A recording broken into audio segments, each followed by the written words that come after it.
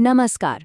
आज हम एक ऐसे व्यक्ति के जीवन में झांकने वाले हैं जिनका भारतीय राजनीति और समाज पर दशकों तक गहरा असर रहा, लेकिन फिर भी वो कहीं न कहीं एक पहेली ही बने रहे। जी हाँ, हम बात कर रहे हैं श्री MS गोलवलकर की, जिन्हें हम सब श्री गुरुजी के नाम से जानते हैं।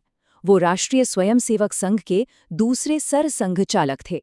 तो सवाल ये है कि उनका जीवन, उनका दर्शन आज भी इतना जरूरी क्यों है? चलिए समझते हैं।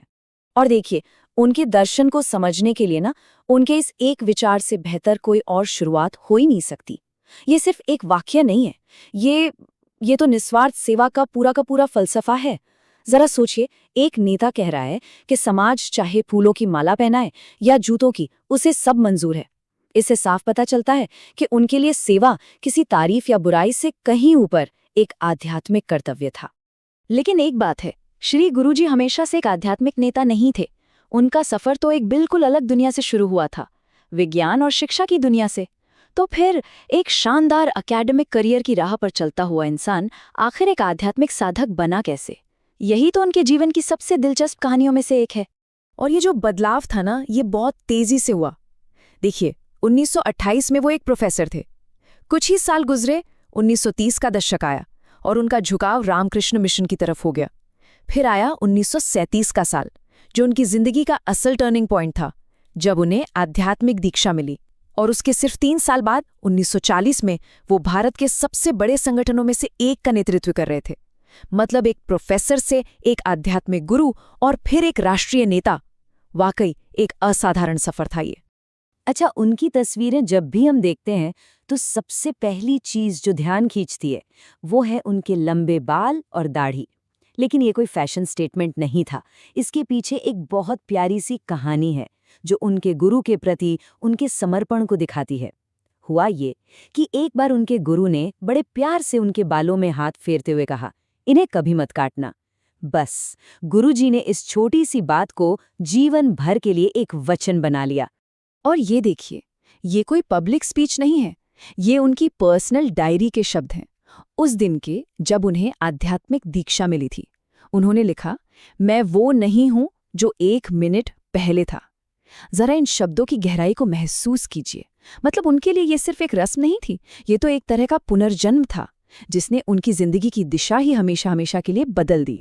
तो सवाल ये है कि ये जो आध्यात्मिक नींव थी, ये उनके 33 साल के लंबे नेतृत्व में आखिर कैसे दिखाई दी? जो सोर्स मटेरियल है वो बताता है कि उनका लीडरशिप स्टाइल कोई बड़े बड़े भाषणों वाला नहीं था, बल्कि विनम्रता और सेवा के छोटे छोटे लेकिन लगातार किए जाने वाले कामों पर टिका था।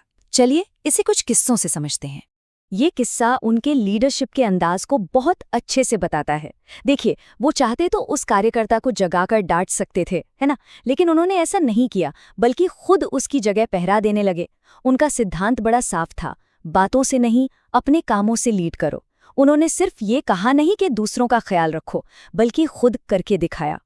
और ये एक और किस्सा देखिए जो उनके कर्तव्य के प्रति उनकी लगन को दिखाता है। सोचिए, उफनती हुई नदी, उसके ऊपर एक टूटा हुआ झूलता हुआ पुल। ज्यादातर लोग क्या करते? वापस लौट जाते। लेकिन उनके लिए जो मीटिंग तय थी वो अपनी जान की सुरक्षा से ज्यादा जरूरी थी। इससे साफ पता चलता है कि वो अपने काम के लिए कितना बड़ा खतरा उठाने को भी तैयार रहते थे। ये वाकया उनकी शख्सियत का एक और ही पहलू दिखाता है। अपनी तारीफ से वो कितना दूर भागते थे। जरा सोचिए, जहां दूसरे नेता सम्मान पाकर खुश होते हैं, वहीं उन्हें ये सब देखकर दुख हो रहा था। वो मानते थे कि वो तो बस एक जरिया है, असली श्रेय तो संगठन और उसके संस्थापक को मिलना चाहिए। ये विनम्रता, यही उनके चरित्र की पहचान थी।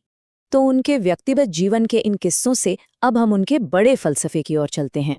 उनके विचारों के बिल्कुल केंद्र में एक कॉन्सेप्ट था जिसे वो कहते थे राष्ट्रीय चरित्र। और उनका ये मानना था कि यही किसी भी मजबूत समाज की असली नींव है।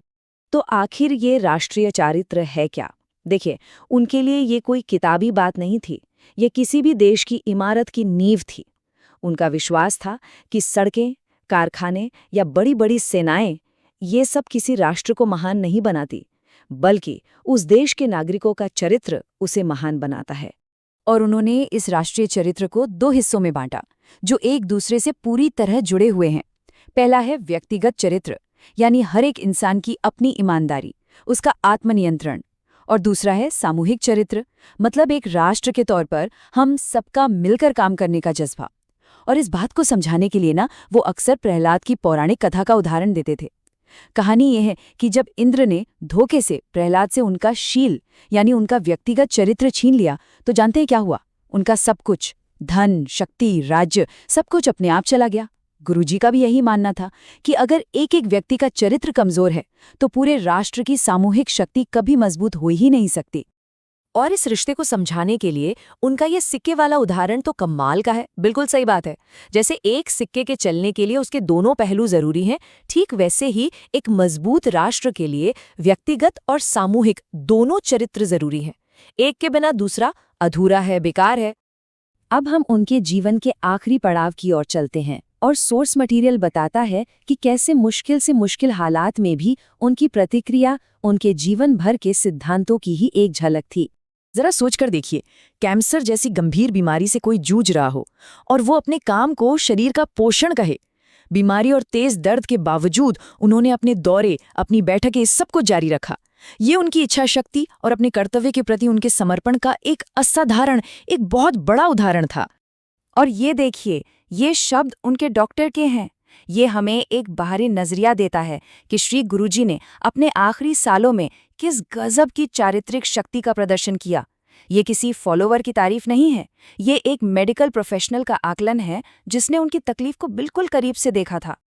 अपने आखिरी दिनों में उन्होंने 3 खत लिखे जो मानो उनके पूरे चरित्र का सार थे। पहले खत में उन्होंने संगठन के भविष्य को सोचते हुए अपना उत्तराधिकारी चुना, दूसरे में उन्होंने अपने सभी साथियों से माफी मांगी और तीसरा एक निजी आध्यात्मिक चिंतन था। ये खत दिखाते हैं कि आखिरी वक्त में भी उनकी प्राथमिकता खुद नहीं बल्कि संगठन और उसके लोग थे। सोचिए, 33 साल तक एक इतने बड़े संगठन को चलाने के बाद कोई भी अपनी उपलब्धियां गिना सकता था, लेकिन श्री गुरुजी ने अपने आखिरी संदेश के लिए माफी को चुना। उन्होंने अपनी किसी भी भूल चूक के लिए सभी कार्यकर्ताओं से क्षमा मांगी। एक इतने बड़े नेता का ये विनम्र काम उनके लोगों के लिए एक कभी न भूलने वाली सीख बन गया। तो आखिर में हम इसी सवाल पर आकर रुकते हैं। श्री गुरुजी का जीवन हमें ये सोचने पर मजबूर करता है कि एक व्यक्ति का चरित्र, उसके सिद्धांत, क्या ये सच में एक पूरे समाज और राष्ट्र की दिशा तय कर सकते हैं? और अगर हाँ, तो किस हद तक? ये एक ऐसा सवाल है जिसका जवाब शायद इतिहास में हमेशा खोजा जाता रहेगा।